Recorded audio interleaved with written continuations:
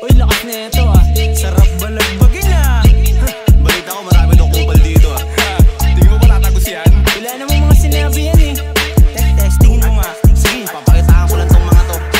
Pagkabomba, napaputri, pakiramdam, nasa airship. Mga kupal, ginabad trip, malatayga, kung sumaychi. Hindi na, basta-basta, kakaiba kami kapag gumasla. Kaya pa na mo matatapatan ko lang sa ibang level na kami namumuhay. Hay, hay, hay. Teka, wag kayo malula. Di ba ito ang gusto namin na makuha? Asahan nyo ba lagi yung kanta na maganda para di ka agad na maluma, kaya pari maupo ka. Makinig ka na muna sa galing, napapailing, kita ko ang puta.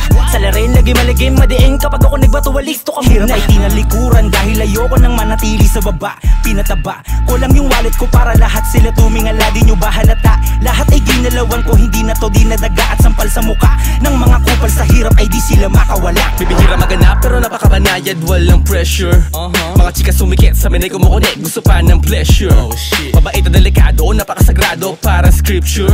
Gusto maging magaling, sige makinig ka sa aking bawat lecture.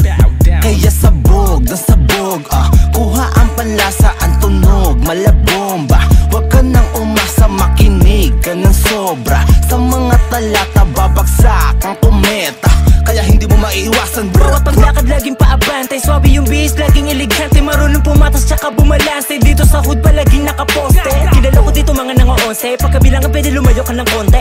Kabisado ko na ganito na forte, mga kumalabot diretso ka sa morgue. Mapungay na mga mata, gusto laging masaya. Di nakaba, do sa lahat ng mga nilakaran, walang pangamba. Kumakasa, kapag may gustong sumubok, hindi lang to basta bira. Ginagamitan ng utak para walang ebidensya na matitira. Pinaghahatid sa libingan ko mga pakitang tao kahit di ko kaalitan. Kasi tinakasan ako ng kabaitan, kaya kahit sino man din ako kaya pagsabihan. Yung babae mo na gusto malahian, sabi niya mas gwapo daw ako sa malapitan. Tandaan mo na malayo ang ating pagkita dahil yung mga ginagawa ko hindi pangkaraniwan. Sabog, kuha ang panlasa, ang tunog, malabomba.